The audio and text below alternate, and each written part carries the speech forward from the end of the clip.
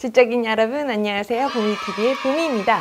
오늘은 주식 투자 운영 방식에 대해서 두 가지 정도를 알아보려고 하는데요. 지난번에는 주식 투자를 분석하는 방법에 대해서 쉽게 알아보았죠? 혹시 영상을 못 보신 분들이 있다면 위 링크를 참고해 주세요. 오늘은 주식 투자를 직접 하기 전에 분석이 우선돼야 된다는 거는 아실 테고, 그 성과가 좋은 종목이나 섹터 등을 선택을 하실 수 있으니까요. 상식 차원에서도 분석을 어떻게 하는지 한번 보시고 이 영상을 보시는 것을 추천드립니다. 금융의 최전선에 있는 펀드 매니저들이 어떻게 주식 투자를 하는지에 대해서 제가 이론적으로 조금 공부를 하고 직접 펀드 매니저 지인들로부터 듣고 옆에서 배운 정보, 액티브 투자와 패시브 투자 방식 이 두 가지 방법에 대해서 오늘 쉽게 정리를 해보았습니다. 여러분, 혹시 주식시장이 요즘 너무 좋아서 묻지마 투자하고 계신 건 아니시겠죠? 워런 버핏, 피터 린치, 레이 달리오 등등 투자계의 큰 손들이 공통적으로 하는 말, 아는 것에 투자하라고 했습니다. 투자 활동을 하면서 꼭 필요한 것은 스스로 잘 안다고 할 정도로 공부를 하는 태도는 기본이겠죠? 조심해서 투자하시길 바라고요. 아직 한국은 자본주의 역사가 짧지만 미국은 우리보다 조금 더 긴 역사를 자랑하는데요. 미국의 금융산업이 점점 발달하면서 다양한 실험 결과, 역사를 통해서 이론이 정립되게 되었습니다. 특히 최근에 자산 운용 조직들의 특징을 두 가지 키워드로 말씀드리면 계층적, 분리, 이 두 단어로 설명을 할 수가 있습니다. 최근 자산 운용 조직의 특징 두 가지. 계층적이라는 것은 다양한 조직들이 함께 결합해서 투자를 하는 문화가 생겼다는 것입니다. 펀드 매니저들이 모여있는 자산 운용 회사들의 팀, 조직을 자세히 살펴보면 펀드 매니저만 있는 게 아니에요. 투자 전략팀, 주식 운용팀, 트레이딩팀, 리서치팀, 컴플라이언스팀 등등등등. 이렇게 다양한 부서의 사람들이 모여서 정보를 교환하고 합리적인 의사결정을 하는 팀 플레이어의 의사결정이 최근의 문화라는 것이죠. 또 다른 키워드는 분리라고 했는데요. 이 뜻은 전략적 행동과 전술적 행동을 위해서 따로 계획은 수립하고 증권 선택을 분리해서 의사결정을 한다는 뜻이라고 합니다.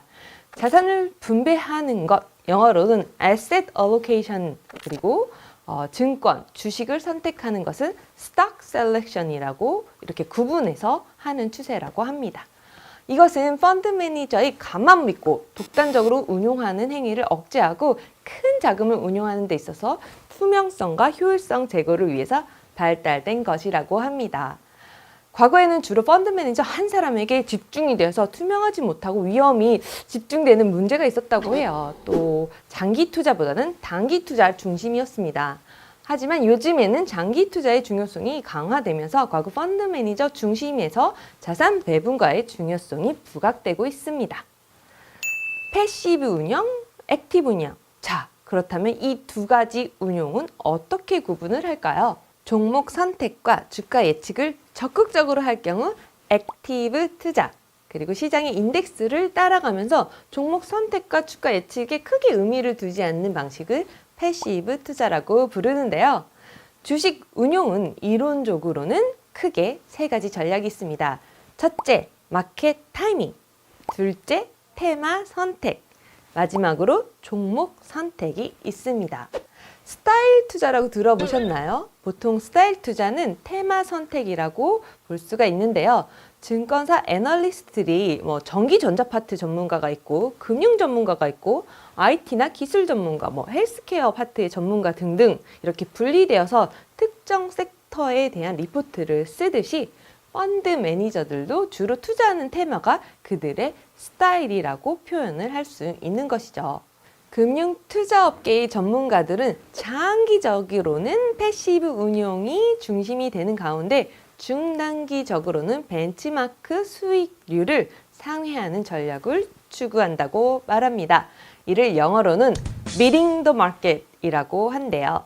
우리가 어릴 때 엄친딸한테 비교를 많이 당했었잖아요. 엄마 친구 아들은 맨날 올수를 맞았다더라, 전교 1등을 했다더라 하면서 그 기준에 비교해서 우리의 위치가 부족한지 아닌지를 평가받거나 판단했던 것처럼 시장의 인덱스를 기준점 삼아서 시장 대비 얼마나 펀드가 얼마나 잘 있는지를 평가하는 기준점 같은 거를 말하는 거죠. 그렇다면 장이 안 좋았을 때는 어떨까요? 얼마나 하락했는지, 시장 대비 운용하고 있는 내 투자 성과가 얼마나 덜 하락했는지, 기준보다 덜 하락했으면 선방했다고 말하듯이요. 어려운 장에서는 무조건 마이너스면 못한다가 아니라 기준점을 시장에 대비해서 비교하는 것이 운용평가를 하는 방법의 보통의 방법입니다.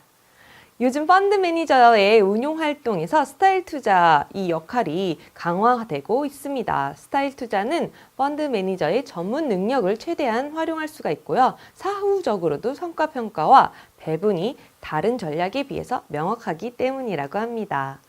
과거 금융이 발달된 미국에서는 연기금 기관 투자가들의 투자 성과를 연구한 적이 있었는데요. 이때 시장 지수나 벤치마크에 의해 영향을 받는 부분이 매우 크다는 연구 결과가 나왔다고 해요. 이런 인식의 확산으로 기관 투자자들은 종목 선택이나 단기 주가, 금리 예측보다는 보다 장기적인 자산 배분과 거시적 활동들을 중요시하게 되었다고 합니다.